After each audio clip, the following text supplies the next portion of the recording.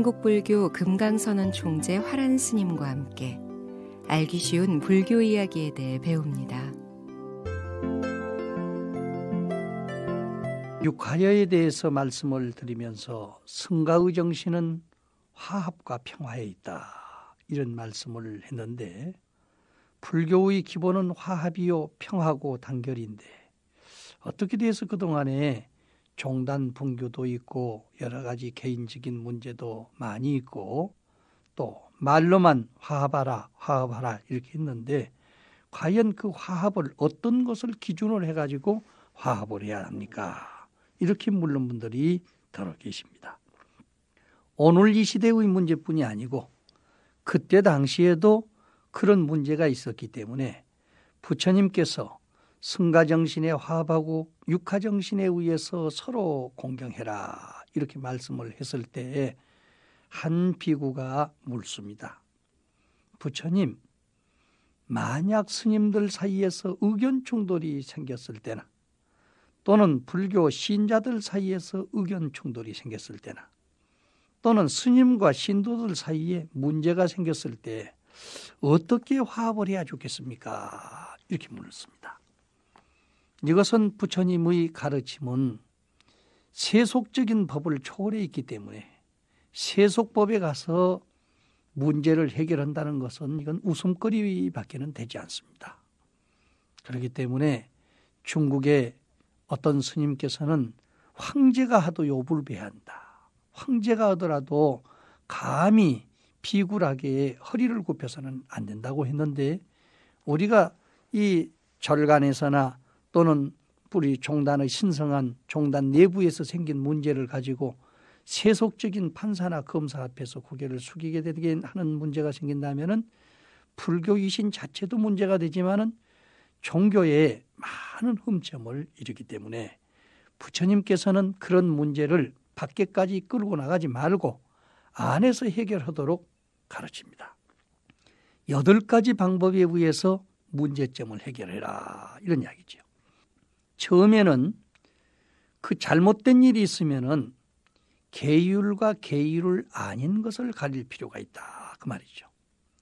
그 잘못한 사람이 설사 세속적인 일에 대해서는 잘못이 있다 하더라도 우리 불교의 계율로 볼 때 계율을 범했느냐 범하지 않았느냐, 즉 불교 계율과 연관이 있느냐 없느냐 하는 것을 먼저 알아봐야 된다, 그예요.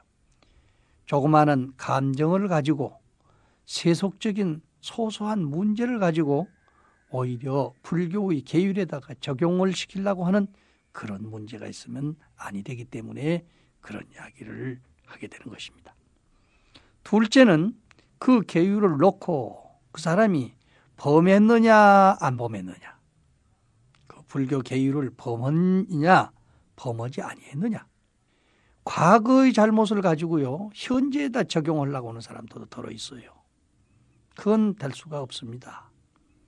그렇기 때문에 일단 출가를 한 사람은 출가한 그날부터 새 사람으로서 등장을 했으니까 과거를 아주 출가를 안 시키면 몰라도 과거를 너무 물어싸도 곤란한 문제가 됩니다. 뿐만 아니죠. 일반 불교 신자여도 일단 불교 신자로서 3기 5개를 받고 불교 신자가 됐으면은 그 된 날부터 한번 그 모습을 보고 판단을 해야 됩니다. 그래서 계율을 범했느냐 범하지 않았느냐 이런 것을 가지고 가려야 된다. 셋째 번에는 범했다 그러면은 얼마만큼 범했느냐, 가볍게 범했느냐 무겁게 범했느냐, 그래서 그 가볍고 무거운 것을 가려가지고 평등한 마음으로서 가벼운 것은 가볍게 처리하고 무거운 것은 무겁게 처리할 수 있는 자세로를 가져야 된다 그랬어요.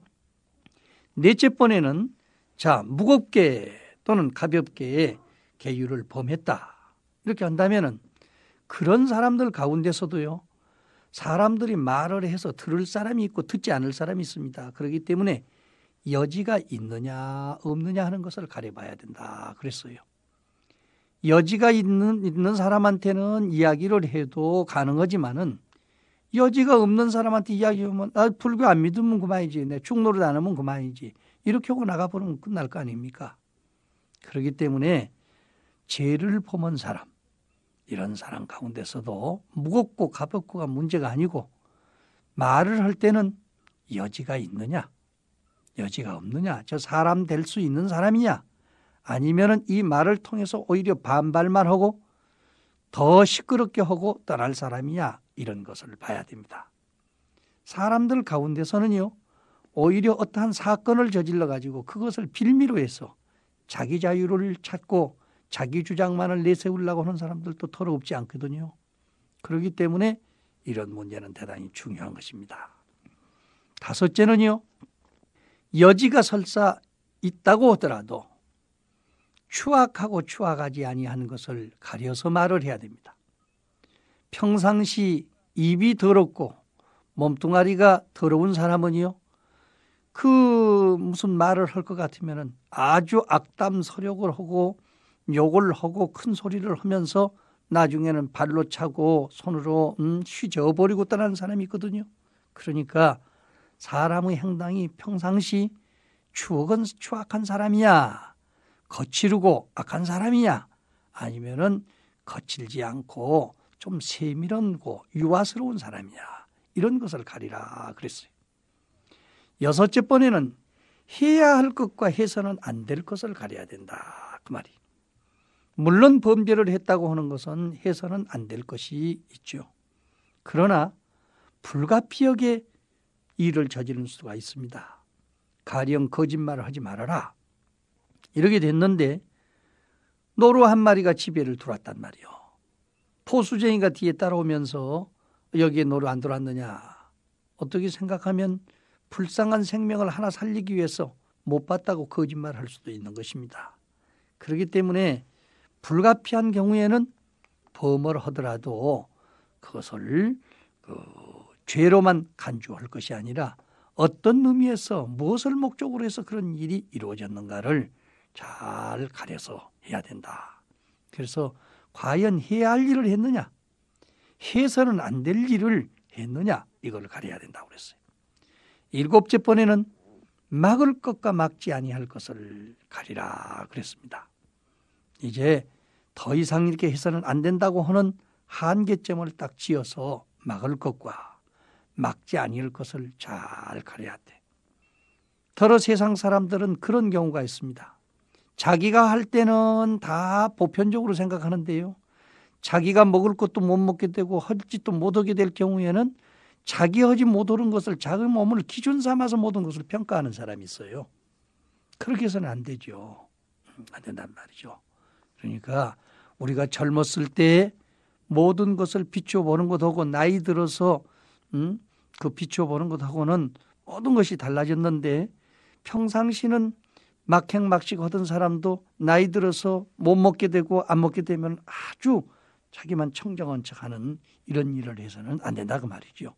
그래서 막아야 할 것과 막지 아니해야 할 것을 잘 가려가지고 부처님의 뜻을 기준 삼아서 판단을 해야 된다. 마지막으로 여덟째는 말을 할 것과 말을 해서는 아니해야 할 것을 잘 가려서 해야 된다 그렇습니다. 같은 말도요, 잘 해가지고 화합을 시키는 사람이 있고 화합이 다 된 것도 가서 깨뜨려 버리는 사람이 있죠. 그러니까 말을 어떻게 잘 할 수 있느냐 하는 사람을 시켜가지고 말을 해야 될 것과 해서는 안 될 사람을 구분하고 또 잘 달랠 수 있도록 이렇게 하는 방법이 좋다 그랬습니다. 저는 이 글을 옛날에 번역을 하면서 물론 초심에도 양설로 화합하라는 말이 있습니다. 그러나 그 양설이 한두 가지만 나오지 구체적으로 이렇게 설명이 돼 나오지 않은데, 우리 율문에 이렇게 구체적인 이야기를 놓고 볼 때 세상의 모든 투쟁도 피창 안에 이런 그 8가지를 놓고 계율인가 계율이 아닌가, 얼른 말하자면 이 세상 일로 보면은 윤리적인 도덕적인 일인가, 윤리 도덕의 그 가치도 없는 일을 가지고 싸우느냐, 아니면 범했느냐 범하지 않았느냐, 또 가볍게 범했느냐 무겁게 범했느냐, 여지가 있느냐 없느냐, 추악하고 추악하지 않느냐, 해야 할 일을 했느냐 해서는 안 될 일을 했느냐, 또 막을 것과 막지 아니할 것, 말할 것과 말을 해서는 안 될 이러한 것을 구분해 가지고 화합을 시킨다면은 대단히 좋은 방법이 아닌가 생각이 됩니다. 가정 불화라든지 또는 소위 학교에서 일어나는 일들이라든지 직장에서 일어나는 일도 이런 것을 기준해서 한번 판단해 보십시오. 좋은 윤리 도덕이 본이 될 수 있다고 생각이 됩니다. 그러나 이것은 개인적인 생각에 의해서 판단하면은 절대 안 되는 것입니다. 그래서 부처님은 사분율에서 그런 이야기를 합니다. 첫째는 본인이 꼭 앞에 있는 데서 죄를 다스릴 것이요. 둘째는 생각을 기억시켜서 다스릴 것이요. 셋째는 정신에 이상이 있었던 사람은 정신이 회복된 뒤에는 회복되었다고 인정을 해줘야 된다. 넷째는 마땅히 본인의 자백에 의해서 다스리고, 다섯째는 죄상을 추궁하여 없애주는 것을 기본으로 하며, 여섯째는 여러 사람이 죄를 다스리되, 일곱째는 끝까지 해결이 안 될 때는 풀로 땅을 덮듯 불문에 붙이는 것이 화합과 평화를 유지하는 원리다. 이렇게 말씀을 하고 계십니다. 참 훌륭한 말씀이죠. 이것을 칠계멸정법이라고 부릅니다. 죄를 범한 사람을 한쪽에다 놔두고 오직 다른 사람하고 작당해가지고 그 사람을 나쁘다고만 이렇게 평가를 하면은 안 되기 때문에 본인이 꼭 앞에 있는 데서 다스려야지요. 또 사람이 일을 해놓고도 잊어버릴 수가 있습니다. 그때는 생각을 기억을 시켜서 다스리는 것이 좋습니다. 셋째는 사람이 살다 보면은 다른 정신에 팔리다 보면 정신이 이상 상태에 빠져 있을 때도 있죠. 잠자다가도 잘못 듣고 또 정신 장난이 있을 때도 잘못 듣고 있을 때는 반드시 그 정신이 회복된 뒤에는 다시 재혼해서는 안 됩니다.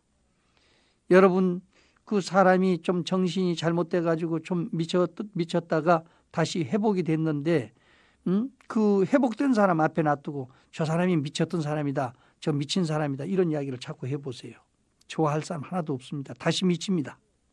그러니까 일체 그런 일이 있더라도 다시 회복된 뒤에는 그런 이야기도 말아야 되고 또 마음을 건드려서는 안 된다, 그 말이죠.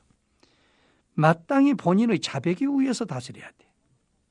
또 죄상을 다스릴 때요, 일반 법률처럼 죄를 주기 위해서 추궁을 하는 것이 아니라 죄를 없애주는 방향에서 모든 것을 다스려야 된다, 그 말이죠. 참 훌륭하신 말씀입니다. 또 여러 사람이 죄를 다스리되 끝까지 해결이 잘 안 되면 풀로 땅을 덮듯이 아주 불문에 붙여버리고 화합을 시키는 것이 좋다, 그 말이죠. 세상의 다툼은 끝이 없습니다. 왜?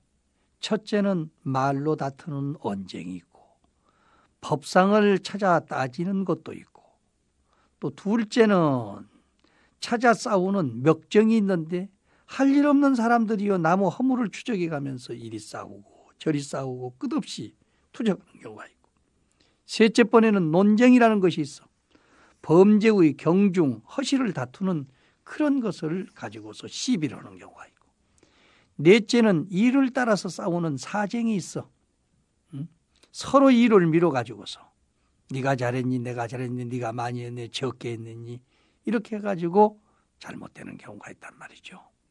그래서 대중이 그 판단한 일, 사건에 대해서 적법, 비법적을 논하는 것이 또 이러한 소위 사쟁입니다. 그러나 승려는 어떠한 경우라도 논쟁 시비에 빠져서는 안 되는 것입니다. 저 장수왕의 거룩한 일을 본받아서라도 우리는 그러한 일을 해서는 안 된다고 했습니다. 옛날에 구살리국의 장수왕이라고 하시는 어진 임금이 있었어요. 이웃나라 가구국의 범양이 시기 질투해가지고 3번, 4번씩 침범해 옵니다. 한 번은 범양을 잡아서 대중 앞에 꿇어앉히고 항복을 받았는데요, 범양은 불쌍하기 때문에 자비심으로 살려줬습니다. 장수왕에 대해서 오히려 살려준 그 장수왕에 대해서 큰 원한을 품고 7년 전쟁을 계획을 해요. 너무너무 가혹하게 전쟁을 준비한다는 말을 듣고 장수왕은 야, 누가 정치를 하든지 정치라고 하는 것은 나라를 편안하게 하고 백성들을 안락하기 위해서 하는 것인데 차라리 무혈전쟁으로 백성들을 다스려보라고 가만 놔두는 것이 좋겠다. 그래서 그는 부인과 함께 집을 나갑니다. 거지가 돼가지고요. 천하를 주리오면서 태평가를 부르고 돌아다닙니다. 우리가 부처님한테 불공 드리고 축원할 때 보렴이라는 것을 합니다. 앙오 시방 삼세 제망 중중 부진 삼보 자존 불사자비 허수증명 그리고 상례 소수 공덕해 회양 삼처 실현만 우순 풍조 미날락 천하태평 법륜전. 바로 이것이 다른 데서 나온 것이 아니고 이 소위 구살라국의 장수왕이 지어서 태평가를 불렸던 그 글귀입니다. 오직 이 나라의 태평, 백성들의 안락만을 위해서 기도를 드리고 다녔습니다. 그런데 어떻게 소위 그 자기 때문에 집도 뺏기고 나중에 범야왕한테 소위 그 부인도 뺏기고 마지막에는 이제 거지가 돼서 돌아다니는 사람이 와가지고 나는 장수왕 때문에 처지가 이렇게 됐다. 그러니까 장수왕이 그 말씀을 듣고 나이 70이 넘었어. 저 사방에다 방을 붙여가지고 장수왕을 잡는 사람은 큰 상을 준다고 하니까 그 사람 손을 잡혀가지고 억지로 끌고 갑니다. 그래서 나는 어차피 죽을 사람인데 그냥 죽어서 없어지는 것보다는 이 몸을 팔아가지고 이 몸을 범야왕한테 줘가지고 당신이 나 때문에 거지가 됐으니 나 때문에 부자가 돼서 불쌍한 사람을 도우면 바로 내 일을 대신하는 것이 아니냐. 그래서 스스로 소위 자기 목숨을 바쳐서 백성들을 살린 일이 있습니다. 이러한 평화스러운 마음의 본을 받아서 가정과 사회와 교단이 안정될 수 있도록 화합을 해나가야 될 것으로 압니다.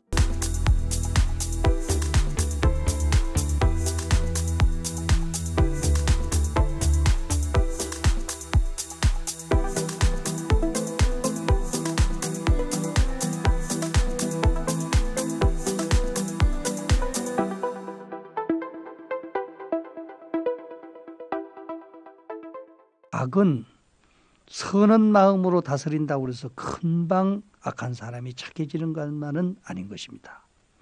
장수왕이 소위 가고국의 범야왕이 나쁜 짓을 하기 때문에 차라리 그 사람한테 정치를 다 맡겨버리면은 알아서 하지 않겠느냐 이런 생각을 가지고 스스로 임금님 자리도 물려주고 혼자 나와서는 태평가를 부르면서 이 노래를 부르고 다녔는데 범야왕은 소위 쿠살라국에 돌아와가지고서 전 국토를 다 차지하고 살면서도 만족을 못합니다. 왜? 자기 눈으로서 장수왕을 죽였어야 되는데 장수왕이 어디로 갔는지 알 수 없기 때문에 언제 쳐들어올 줄 모르기 때문에 이 쿠살라국에 돌아와서는 신을 벗고 잠을 자지를 못해요. 그리고 항상 정장을 하고 칼을 차고 활을 옆에 겨누 놔두고 불안초조한 마음으로 살게 됩니다. 이와 같이 나쁜 마음으로 세상을 사는 사람은 잠시 동안이라도 평화를 누릴 수가 없습니다. 남을 속이고 괴롭게 하기 때문에요. 그러나 이 소위 장수왕은 길가에서 태평가를 부리고 살면서도 아무 걱정이 없어요. 그 부인과 둘이 다니는데 그 전에 집에서 살 때는 그 왕궁에서 살 때는 아기를 못 낳는데 그 거리에 나와서 태평가를 부리고 살면서 장수태자라고 하는 아기를 하나 낳거든요. 기르기가 곤란하기 때문에 이웃 나라에다 갖다 줍니다. 그래서 열심히 거기서 성장을 해서 16세가 됐을 때 바로 소위 아까 어제 말씀드렸던 장수왕 때문에 거지가 된 사람을 위해서 장수왕이 목숨을 바치기 위해서 직접 그 사람 손을 붙들어 잡고 범야왕한테 갑니다.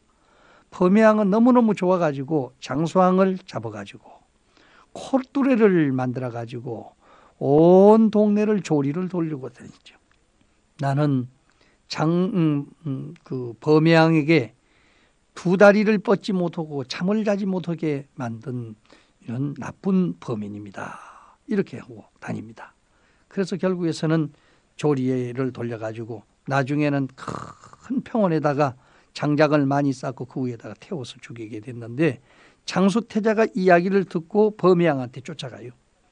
내가 저 장작더미 위에 앉아있는 저 장수왕하고 천천지 원수인데 저 불에 태워서 죽여서는 안 되니까 내가 직접 가서 칼로 찔러서 죽이겠다. 그래서 그 참 용감한 모습을 보고 이 범양은 허락을 해줍니다. 그래서 올라가 가지고서 돌아가시는 불에 타서 죽게 되신 아버지를 만나 뵙고 내가 장수태자인데 아버님 내가 나가서 바로 범양을 죽일 테니 아버님께서는 여기서 죽어서는 안 되니까 살도록 하십시다. 그러니까 아버지께서 참을인자를 3번씩이나 이야기하면서 참아야 산다, 참아야 산다. 이번에 참지 못하면 다시 범양의 아들들에 의해서 또 다른 혁명이 일어나고 괴롭게 되니까 참아야 된다 해서 할 수 없이 아버지는 거기서 불에 타서 돌아가시고 그 용감 무쌍한 모습을 보고 범양이 장수태자를 사위를 삼습니다. 너무너무 잘하기 때문에 어디를 가든지 행주자와 어묵동정을 거의 같이 하게 돼요. 하루는 깊은 산골짜기로 사냥을 갑니다. 그런데 범양이 지쳐가지고 사위 무릎을 꿇고 장수태자의 무릎에다가 베개를 하고는 잠이 들었습니다. 코를 골고 잠을 자는데 평상시 마음속에 아버지 원수를 갚아야 되겠다 이런 생각을 가지고 있기 때문에 그 기회를 통해 가지고 칼을 빼가지고 범양을 찌르려고 하는 거예요. 그런데 갑자기 허공 가운데 돌아가셨던 장수왕이 나타나 가지고서 참아라 참아라 참으면은 반드시 복이 오고 덕이 온다 이렇게 하기 때문에 3번 그 소리를 듣고 할 수 없이 벌벌 떨면서 칼을 놓습니다. 그때에 잠들었던 범양이 깜짝 놀라서 일어나면서 장수태자 장수태자 이렇게 합니다. 그럼 무슨 소리입니까? 장수왕의 아들 장수태자가 내 가슴에다 칼을 꼽으려고 한 모습을 보고 내가 놀라서 이렇게 땀을 흘리고 일어났다 그랬어요. 그때서 비로소 장수태자가 무릎을 꿇고 제가 장수태자입니다. 그래서 사실 이야기를 쭉 했더니 그때서 비로소 범양이 마음을 뉘우치고 이제 그야말로 너희 아버지의 그 자식이다. 이제 내가 모든 국가를 다 너에게 맡겨줄 테니까 네가 정치를 해라.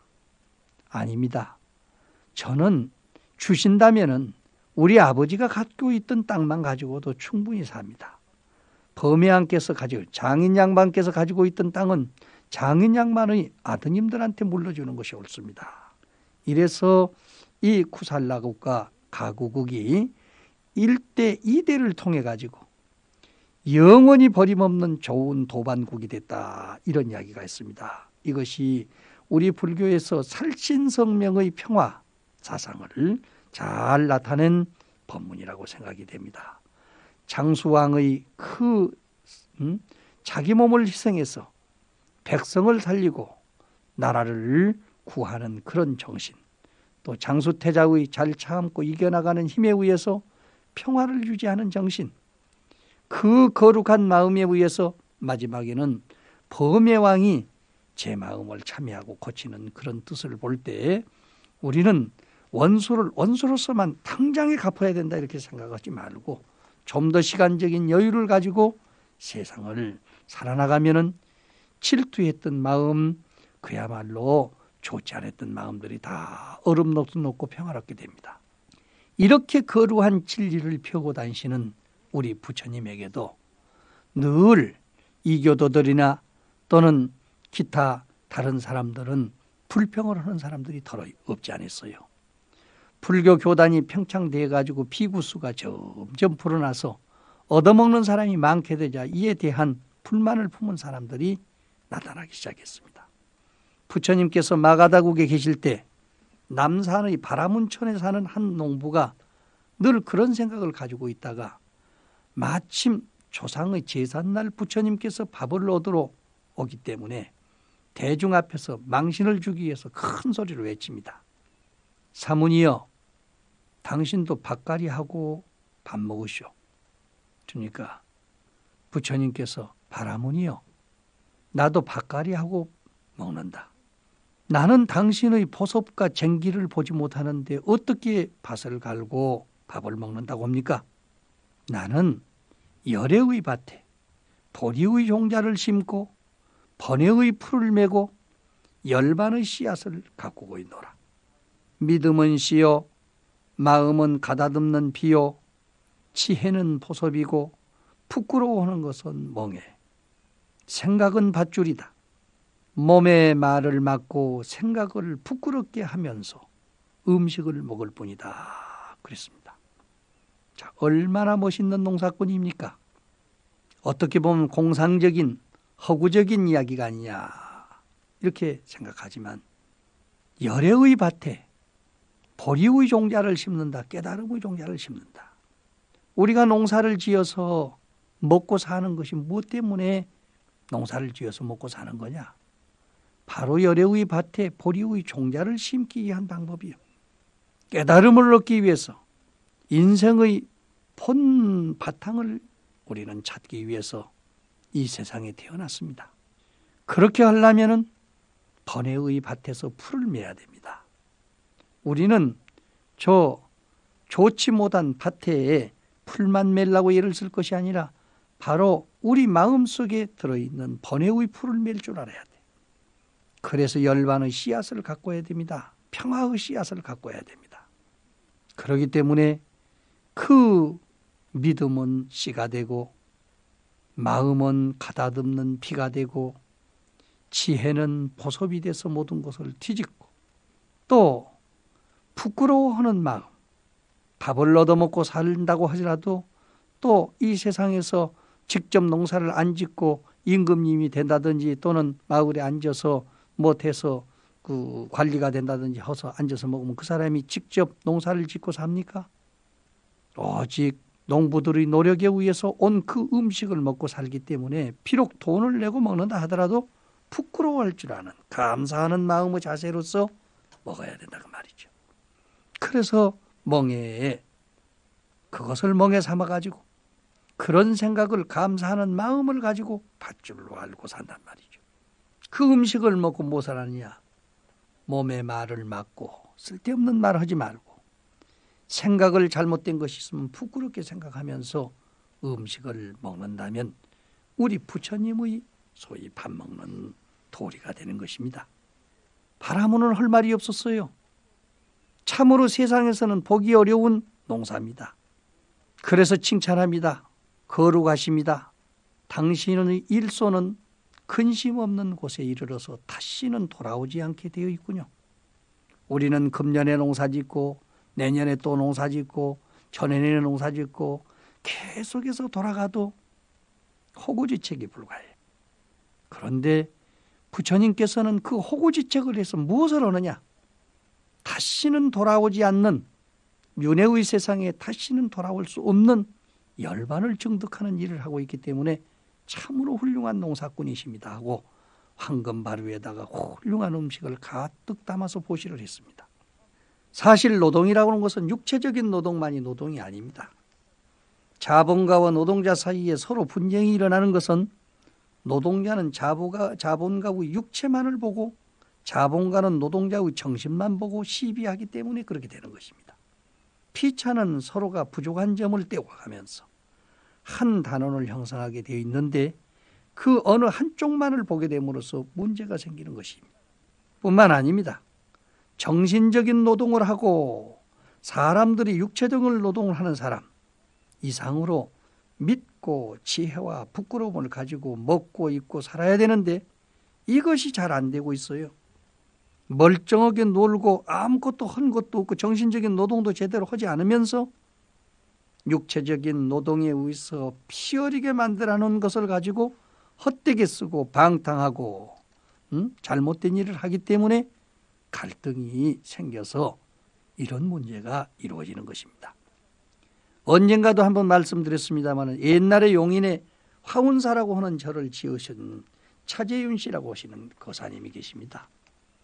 그분은 아침부터 저녁까지 콩밭에 나가 있어도 비둘기 콩 생각하는 식으로 콩을 재배하는 것이 아니라 공자님께서 콩 한쪽도 둘이 나누어 먹는다고 하는 자세를 가져야 농사가 잘 된다. 이렇게 생각하며 농사를 지었습니다. 서로를 보면요. 서로 보지를 않아요. 소 부처님으로 봅니다. 개도 보면 개 부처님으로 봅니다. 왜? 사람의 힘으로서는 갈 수 없는 그 농토를 힘들게 갈아주고 나중에는 또 그러고 또 풀만 먹고 살고 나중에는 그 몸뚱아리까지도 다 죽어가지고 사람들에게 보신탕으로 다 제공을 하고 가지 않습니까? 요즘 개는 도둑놈이야도 잘 짖지 않는다 그래도 옛날에는 다 개가 도둑을 지켜줬어. 그래서 그 밤잠을 안 자고 지켜주는 개에 대해서 부처님처럼 생각합니다. 닭을 보면 닭 부처님, 그대가 없으면 어떻게 영양 보충하겠느냐가 말이죠.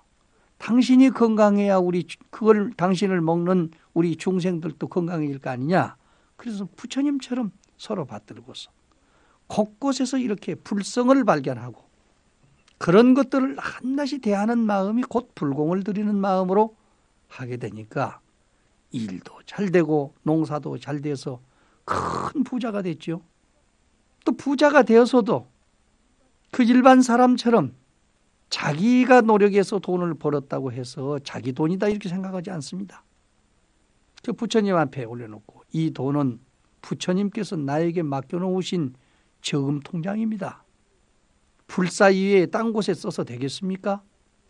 해가지고 술 마시고 맞아가고 싸움한 데는 절대로 가지 않고 그 돈을 함부로 그런 데는 또 쓰지도 않고 보증도 서지도 않고 화합하고 사랑하고 공경하는 데는 아낌없이 썼어요.